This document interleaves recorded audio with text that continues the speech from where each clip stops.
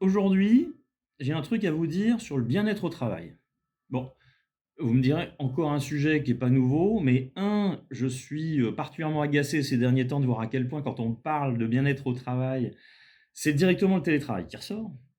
Et 2, le fait que ce soit d'actualité que ça m'énerve en fait d'autant plus un très bon sujet. Pour moi, ça l'a d'ailleurs peut-être jamais été autant. Qu'est-ce qu'on peut se dire si on essayait de caler un peu ce qu'est le bien-être au travail? Dans bien-être au travail, il y a travail.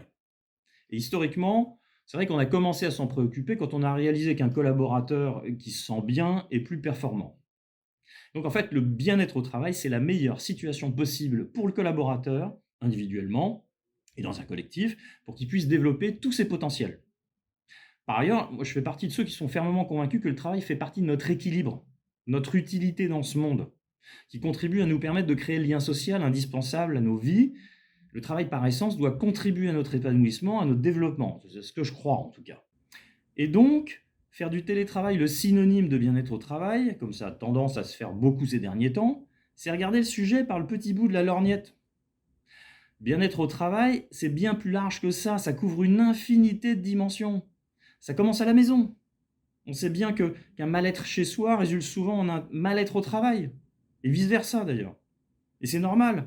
On n'a qu'une vie et pour ma part, j'ai toujours considéré que c'était aberrant de penser qu'elle peut se découper en 2 mondes imperméables.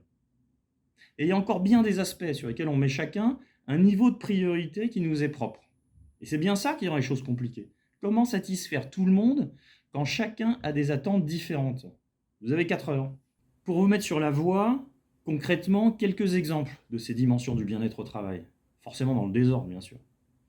Mon environnement de travail, les outils dont j'y dispose, la nature et l'intérêt de mon travail, le sentiment que j'ai d'apprendre, de progresser. Il y a la capacité à faire les choses à ma façon avec un sentiment d'autonomie aussi. Ma relation à mon manager, le sentiment d'être écouté, aidé, compris, l'ambiance au travail, la qualité de mes relations avec mes collègues, mon appréciation de mon utilité, j'en ai parlé tout à l'heure. Très important se sentir utile. Le sens que je trouve dans mon travail et plus globalement la perception que j'ai du sens que porte aussi l'offre de mon entreprise. Le sentiment d'équité, de justice dans mon entreprise. Puis une rémunération qui me paraît juste, mais au-delà de ça, de la reconnaissance, de la considération.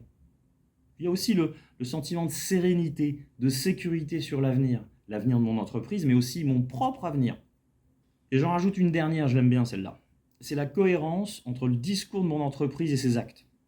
C'est capital parce que souvent, il y a pas mal de choses à dire là-dessus. Vous savez, les injonctions paradoxales, comme on aime à les appeler, on vous demande d'être responsable, mais en même temps, le cadre de votre organisation vous infantilise.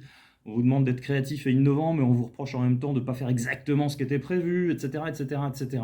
Il y en a encore plein à citer, mais j'ai déjà été long. Attention donc, chacun va mettre un ordre de priorité très différent sur toutes ces dimensions. Tout le monde ne met pas en premier le fait de travailler dans une boîte qui sauve le monde, ou la possibilité d'être à 100% en télétravail. C'est pas vrai.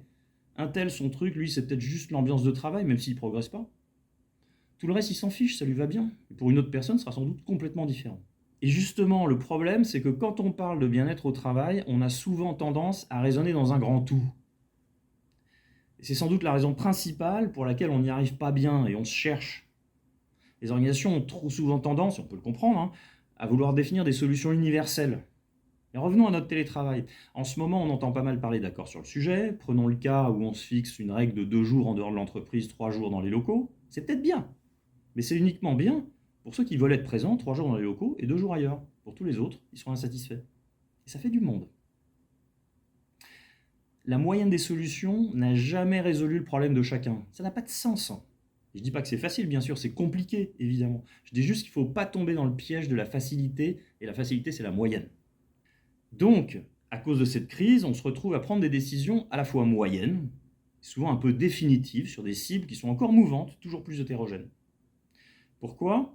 Parce qu'on vit une sorte de choc culturel. Avant, pendant des années, tout le monde était logé à la même enseigne, et personne n'y trouvait rien à redire.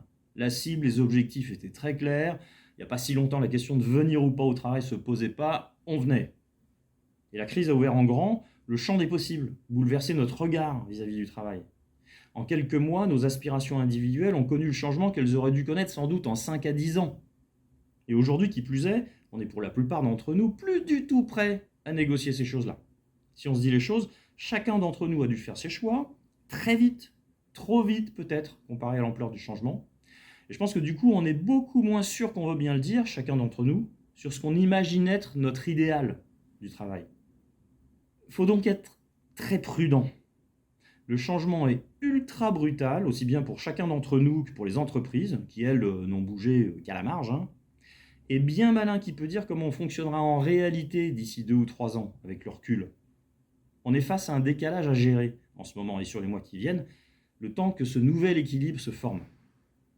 Alors, si j'ai un modeste conseil à donner, c'est bien de se garder de prendre des décisions définitives sur l'organisation du travail, et notamment le télétravail. Ni les individus, ni les entreprises n'ont assez de recul aujourd'hui pour dire avec certitude quel sera le bon équilibre demain, et encore moins après-demain.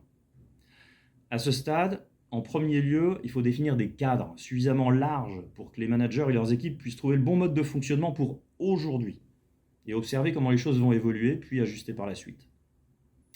Seconde chose, chaque entreprise doit s'attaquer pour de vrai aux différentes dimensions du bien-être au travail que j'ai citées tout à l'heure, et trouver son propre mode de fonctionnement qui n'appartiendra qu'à elle, et qui couvrira aussi bien l'organisation que les modes de management, la prise de décision, les modes de travail, la culture, etc. En gardant toujours en tête cette diversité des attentes individuelles et en se gardant bien de raisonner sur des moyennes.